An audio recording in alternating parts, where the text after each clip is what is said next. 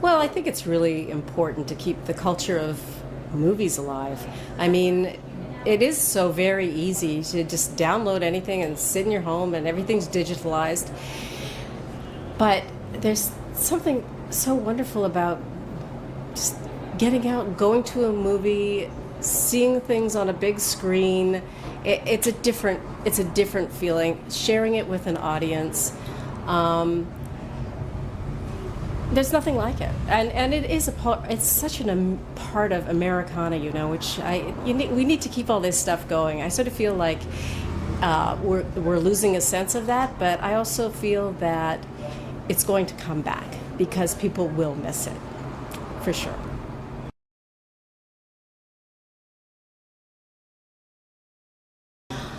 Well, it's a very old building. I understand it was built in 1929. The fact that it's still a working theater is fantastic. That the enthusiasm behind, keeping a place like this going is wonderful. And being able to, for me personally, being able to share this little movie that I did so long ago with people who are still fans, who are passing this thing down to their children. I mean, I just love it. And anytime I get an opportunity to be a part of something like this, I'm 100% there.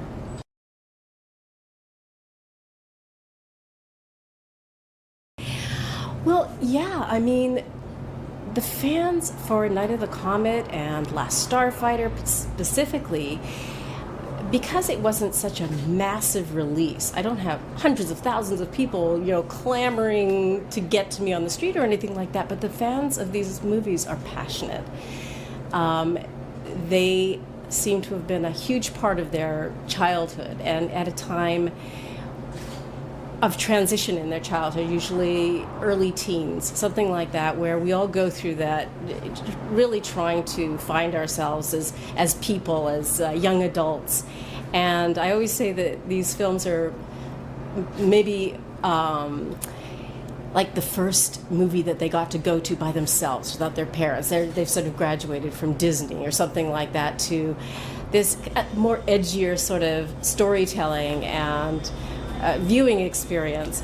I've met so many incredible people. There was a lot of, with Night of the Comet specifically, because this is a movie that's sort of driven by two female characters, which is unusual even today. It has had a real positive effect on girls specifically. Given them a sense of independence and strength and power, and yes, we can do these things on our own. And also, I remember one time I was doing a convention, and this grown-up man and woman came up to our table, and they were just so excited to meet. Kelly Maroney was there as well, who plays my sister. They were literally shaking, and they were talking away. And then they brought out this little comic book that they had drawn themselves when they were children. They'd watched this movie so many times that they created a comic book of Night of the Comet with little stick figures. That was one of the coolest things. I just loved that.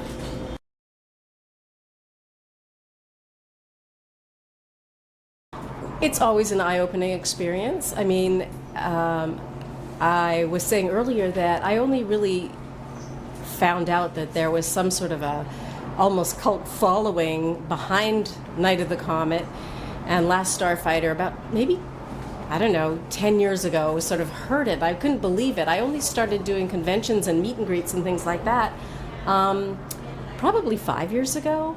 So I was sort of blown away. I thought, why would anybody want to meet and greet me? I just did this little tiny movie that I hadn't really heard anything about for 20 years.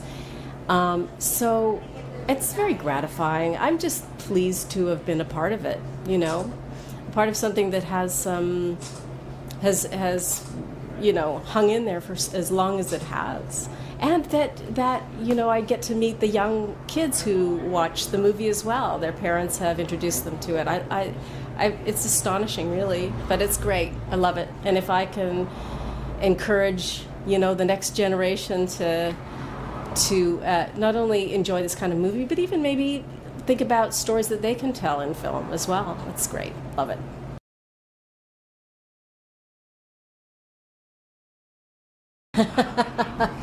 Well, you have to be passionate about it.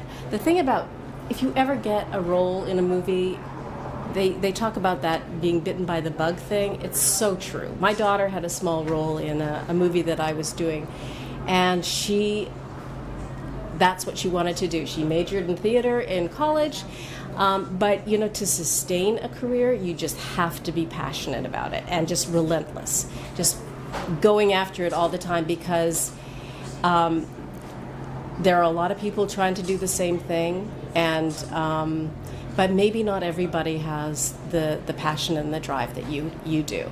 And learn about the business of the business, as well as the artistic side of the business as well. Get lots of good training, establish your foundation, and then just go for it. Just jump in, head first, eyes closed, and go. Swim upstream, hard as you can. Is that what you did?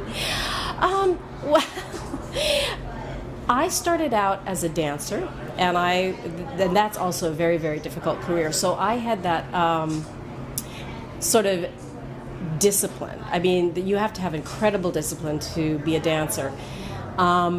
When I ended up in the first movie that I did, I actually originally auditioned as a dancer, and they ended up casting me in the lead female role, which was pretty cool.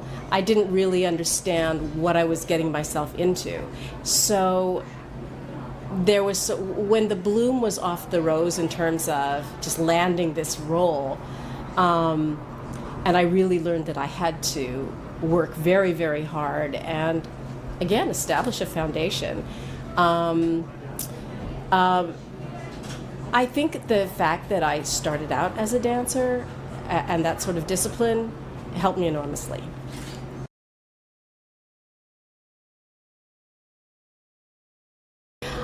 This is Catherine Mary Stewart. I just want to welcome you here to the Pocono Cinema and Cultural Center and encourage you all to come down and check out some of the incredible movies that they have here and some of the events that are hosted as well. It's a beautiful little old theater and definitely worth a visit.